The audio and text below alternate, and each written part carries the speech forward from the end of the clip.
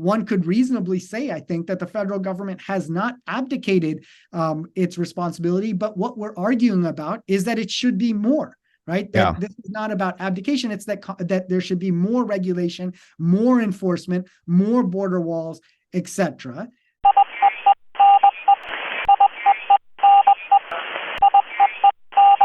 Professor Glossakram, in the last segment, we talked about how in the 1870s and thereafter, there were state laws restricting access to education or employment for unauthorized persons in the United States, illegal immigrants, social services, and sort of we went all the way up to SB 1070 in Arizona. I don't want to talk about any one of those specifically. What I'm wondering is this: what if the federal government sort of abdicates its responsibility to control our borders? And I'm not saying this in the political context. Literally, it just drops the ball. And, it's not supervising or implementing even immigration laws that we have. Now, let's say Arizona or whatever state is stuck with taking care of immigrants, or pick any states, right? So I don't know, what is the recourse for these states then? I told you it's not a political question, but it turned out to be a political question, right? Yeah, Adele, I may have heard you incorrectly, but I may have heard you as saying 1870s when you meant 1970s, right? Maybe 1970s. Yes, thank you for correcting me. Yes, 1970s. Yeah.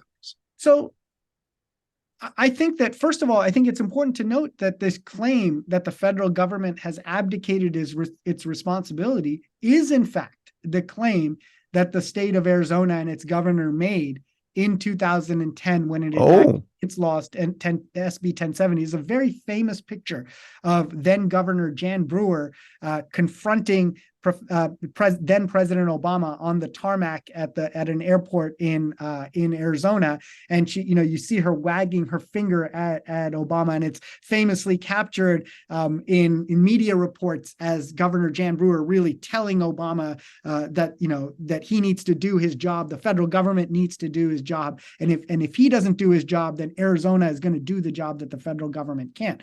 In fact, if you look, there's a similar picture to Governor Greg Abbott meeting President Biden more recently and handing him a letter. And that letter purports to do the exact same thing that Governor Jan Brewer was doing, a decade prior. That is telling President Biden that he needs to get moving on immigration, that the federal government has abdicated its responsibility. And this is why the state has stepped in. Now, so that type of claim as a matter of political theater or a way of justifying state action, that is an age-old claim that has been made for decades, and certainly in the last couple decades, it's one that states like Arizona and Texas have used. And it could be applied to other areas of law, for example, environment, many other things, right? That's right. It can be applied anywhere. It has perhaps some special symbolic and other type of resonance for us because it's done by, let's say, in these two cases, we're talking about governors of border states in Arizona and Texas. Now, it's worth noting that you don't see the governor of California or the governor of New Mexico doing the same thing, right? Because they're Democrats, Yeah, which is to say that this idea that the federal government has abdicated its responsibility is not a claim that I think there's no way of, I think, objectively measuring and saying yes or no to that question, right? The federal government, of course, has a significant structure at the border, right? That is the entirety of the border infrastructure is based on federal ports of entry regulation, federal border agents, a significant enforcement force within the federal government. I believe federal immigration authorities are second only to the Federal Bureau of Investigation in number of federal employed federal. Oh, wow. ICE is that big after FBI? Wow. I think, I have to go back and look. It might be all of federal immigration authorities, not just ICE, right? ICE, Border Patrol, et cetera, right? So it's a significant federal enforcement authority.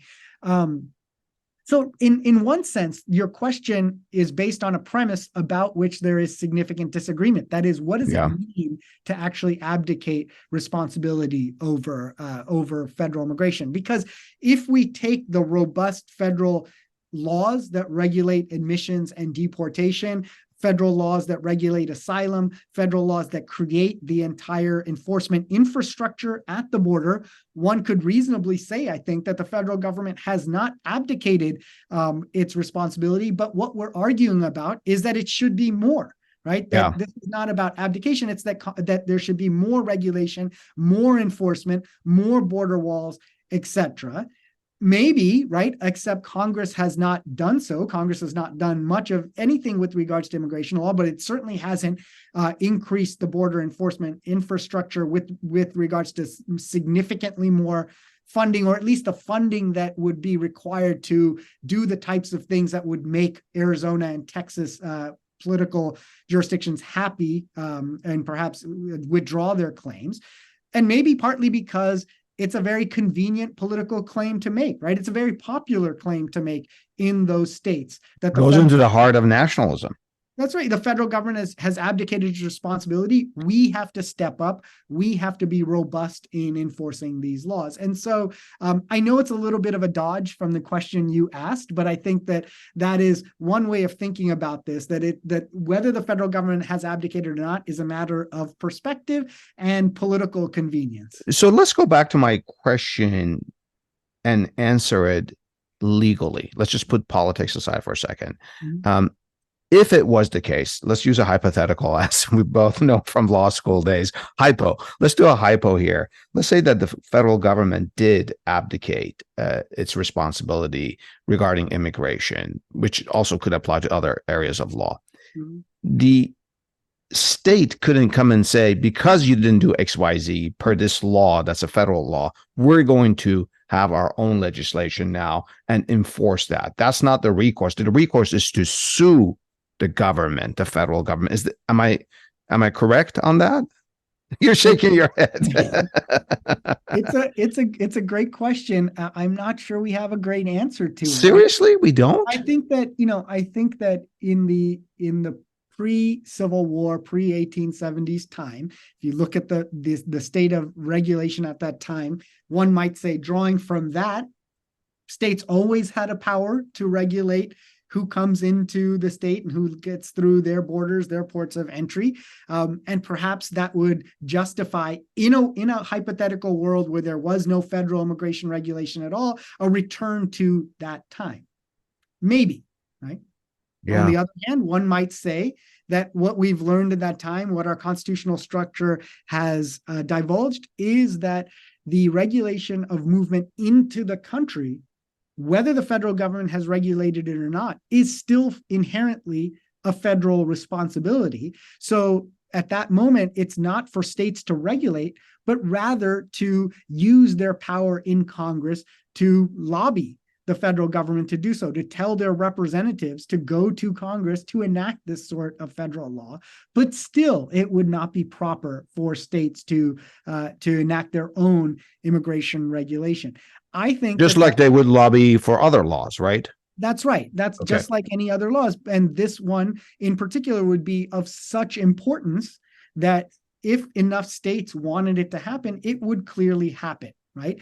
Now, as everything I've just said, I'm not there. Please don't take it to mean that this is the only perspective on this issue, right? This is one person's perspective on this issue. It is highly contested territory. If you read the contested also in academia. That's right. If you read the Supreme Court opinions in Arizona versus United States, the 2012 case, which struck down much of Arizona's attempts to regulate immigration on its own, I think one of the opinions written by Justice Anthony Scalia, one could read it as a real strong and robust, powerful case for state level immigration law. I think one could read it as saying states have this power and states are allowed to do what they want with regards to the regulation of the movement of non-citizens, regardless what the federal government is doing. Now, I think that's a minority position, but my point to you is that there are people within legal circles that might make that argument. I think it's an impossible argument to make in our current moment where there is not just a little federal regulation, but robust and comprehensive federal immigration regulation and regulation of the border. In your hypothetical world where all of that goes away, I think we're once again plunged into uncertainty about what the legal parameters are for state regulation versus federal regulation. My issue, putting the ethics and politics of immigration aside, is if states have their own direct or indirect laws and ordinances regarding immigration, just like the example I shared with you about patent law, then it would be mayhem. I mean, chaos. Then immigrants would go state shopping, right? Don't go to Oregon, don't go to California, go to New Hampshire, don't go to New York, that sort of thing. That's interesting.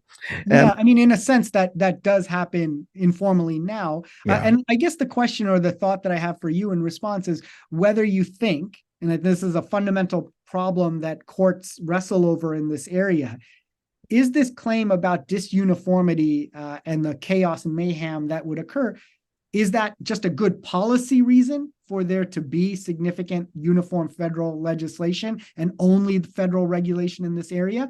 Or does it also translate into a constitutional mandate that there only be federal regulation and one uniform policy in this area? That, I think, is most simply stated the conflict in this area of immigration federalism. Yeah, those are questions that require sort of, I don't know, a deeper discussion. Perhaps another episode. If you wanted our audience to remember just one point about immigration and federalism after everything we've talked about, what would it be? Yeah, I think it's a broader point about immigration in general, and that is that the migration of humans has been a fact of human life and human history since the dawn of humanity. People have moved from where they've been. That all said, still, most of the world, over 97% of the world, still lives in the country and in the place in which they were born. So it's still a very small percentage that leaves and goes to other places. That, coupled with the fact that people come to the United States even knowing that there is, for example, at our southern border, knowing that there is significant danger, significant risk of death or bodily harm, they will still come. All of this is to say, and the reason I say this is to say that even if we're talking about national immigration policy, the idea that we can enforce our way out of migration, that we can unilaterally dictate migration, I think is a fantasy. Now, really? Oh, wow. I think if I'm saying that about our national immigration policy, I think it goes doubly true for individual states and localities. That if we think that individual unilateral state policies can actually impact and influence migration in ways that are broad and meaningful, I think that is a fantasy. I think that what we should instead see, at least contemporary state and local immigration policies, especially enforcement-minded policies, really as about being able to mobilize particular political constituencies to make claims on what immigration policy should be, and to project a vision of immigration policy rather than as actual important pieces of public policy legislation. That would be the one point that I would make. Thank you for sharing that. And by the way, yesterday, the Wall Street Journal had a report about how most developed nations, the UK, even South Korea and Japan, certainly Canada, are inviting a lot of immigrants, huge numbers, to do the work that their native-born citizens won't do. And the exception, the report stated, was the United States. So goes to your statement about the inability to unilaterally stop that. Professor Gulsekaram, thank you so much for educating me and our listeners. And to our listeners, if you know of any history that could provide more perspective from the past on this subject, please share it with us and tell us what's your perspective.